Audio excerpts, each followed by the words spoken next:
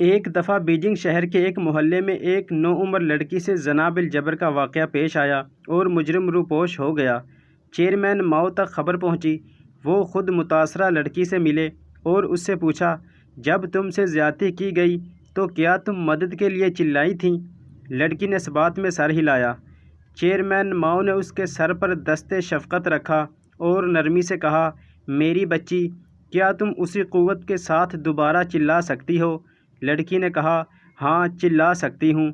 ماؤ کے حکم پر انقلابی گارڈ کے کچھ اہلکار نصف کلومیٹر کے دائرے میں کھڑے کر دیے گئے۔ اس کے بعد لڑکی سے کہا گیا کہ پوری قوت کے ساتھ چیخو۔ لڑکی نے ایسا ہی کیا۔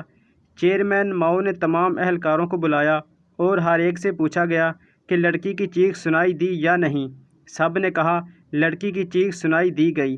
چیئرمین ماؤ نے اگلا حکم صادر کیا کہ نصف مربع کلومیٹر کے اس علاقے کے تمام مردوں کو گرفتار کر لیا جائے اور 30 منٹ کے اندر اگر مجرم کی درست نشاندہی نہ ہو سکے تو تمام گرفتار مردوں کو گولی سے اڑا دیا جائے۔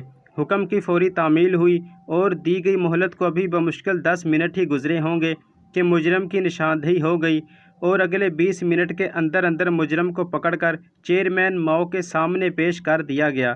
لڑکی نے شناخت کی، موقع پر فیصلہ ہوا اور مجرم کا بھیجا اڑا دیا گیا۔ جرم سے سزا تک کا وہ دورانیہ محض 3 گھنٹوں پر مشتمل رہا۔ اسے کہتے ہیں فوری انصاف، جس کے بل بوتے پر آج چین کامیاب ملکوں کی فہرست میں سب سے نمایاں ہے۔